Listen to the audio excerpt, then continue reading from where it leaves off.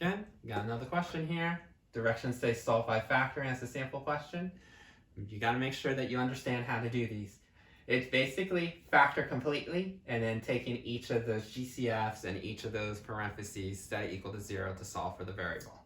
So it's just basically you need to know your factoring skills. If you don't know your factoring skills, hate to say you're going to have a hard time with this next test. Since it says solve by factoring, got to remember those 4 steps. Is this good or is this bad? Since it equals 0, this one is a good one. Next, once it equals good, we can go right into factoring. We don't have to do any moving because it's 0. We don't have any parentheses. It's already in order.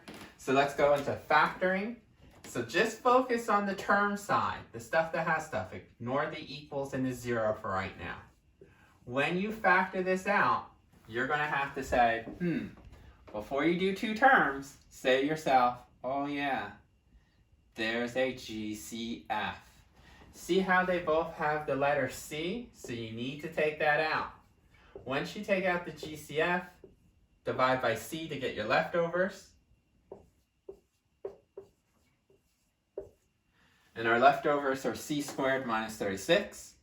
Before we get to the solving part, yes, we were able to factor, but no, we're not done factoring because we're not done factoring completely. C squared minus 36, remember, that is 2 terms. When you have 2 terms, check to see if it's difference of squares. Yes. Yes, a perfect square. Yes, a perfect square.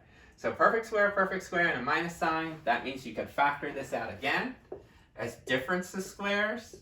Remember, 1 plus, 1 minus. Step 1, see if it matches, matches the definition of difference of squares. Step 2, then set up 1 plus, 1 minus, different signs. Step 3, square root of C squared is C and C. Step 4, square root of 36, 6 and 6. Remember, these supposed to look identical except for the different signs. Once you realize that you're factored out completely, then is where you're going to bring in that equal 0. We ignored it until we're done factoring, then take each of these and put the 0 right with it. Once you do this, then you're going to solve for each variable. So here, already solved. Here, gotta get rid of the 6. So the opposite of a positive 6 would be subtract 6 on both sides. So we get C equals negative 6. And here, opposite would be add 6 to both sides. So remember, we were going to get 1, 2, 3 answers because our original problem had the highest exponent as a 3. So when it's a cubic function, make sure you have 3 answers. 0, negative 6, and 6 would be your final answer for number 18.